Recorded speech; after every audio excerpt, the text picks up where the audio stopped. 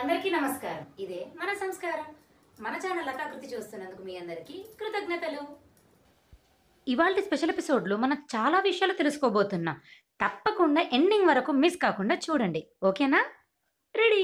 వినాయక చవితిలో మనం ఇప్పటి వరకు వినాయకులను ఎలా తయారు చేసుకోవాలి, అందరు వినాయకులు ఎలా పూజ చేశారో, అలాగే పత్రి గురించి తెలుసుకున్నాము, అలాగే అష్ట వినాయకులను కూడా చూసాము. అయితే ఇవాళ మరి ఏం చదువుతాం అనుకుంటున్నారా? మరి ఇప్పటివరకు మనకు అక్షిత ఒక స్టోరీ చెప్పలేదు, ఒక శ్లోకం చెప్పలేదు, ఏమీ లేదనుకుంటున్నారు. ఇవాళ ఆ స్పెషల్ అన్నమాట. అక్షిత ఇవాళ మనకి వినాయకుడికి సంబంధించిన కొన్ని శ్లోకాలు, అలాగే తను నేర్చుకున్న ఒక కథ చెప్పబోతుంది అనమాట. అది చూద్దామా మరి? అందరికీ నమస్కారం. ఇది మన సంస్కారం. నా పేరు అక్షిత. నాకు 4 సంవత్సరాలు. నేను కొన్ని వినాయక శ్లోకాలు చెప్తాను, మీరు వింటారా? ఓకే.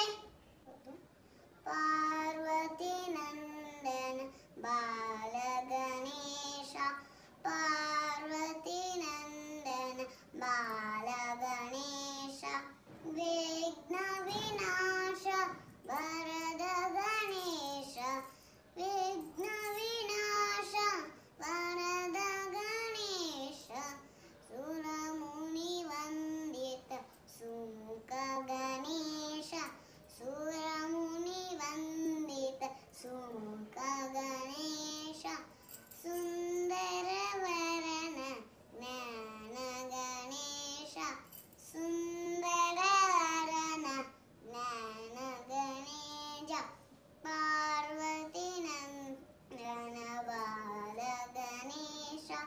ధన్యవాదాలు.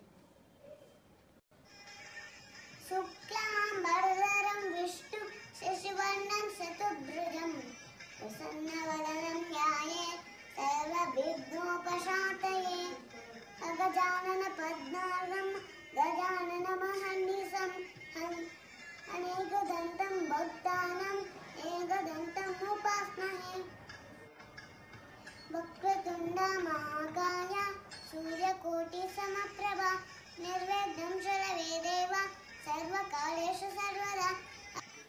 మనం ఏ పని చేసినా, ఏ పూజ చేసినా వినాయకుడికి మొదట దండం పెట్టుకుంటాం కదా. అది ఎందుకో తెలుసా? అక్షిత మనకి చెప్పబోతోంది. విఘ్నేశాధిపత్యం స్టోరీ చెప్తా. కైలాసంలో శివుడు పార్వతి ఉంటారు. వాళ్ళకు 2 పిల్లలు, సుబ్రహ్మణ్య స్వామి, గణేశుడు.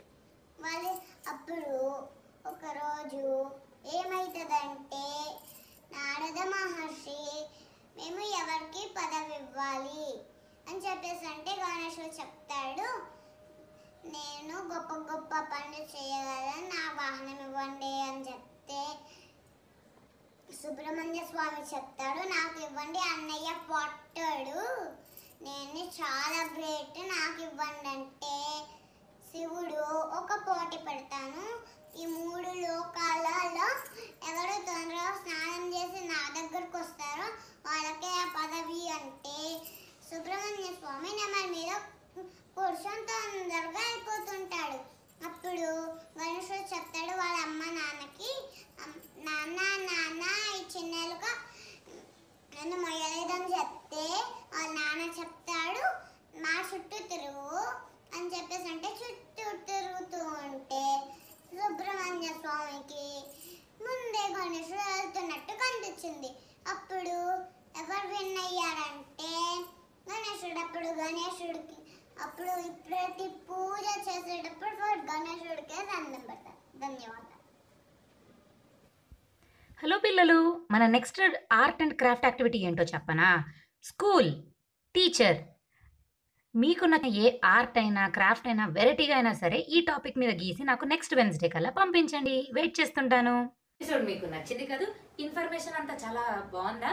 సో లైక్ చేయండి. ఏం నచ్చిందో, ఇంకేమి చూడాలనుకుంటున్నారో కమెంట్ చేయండి. అలాగే అందరికీ మీతో పాటు తెలియాలి కదా, సో షేర్ చేయండి.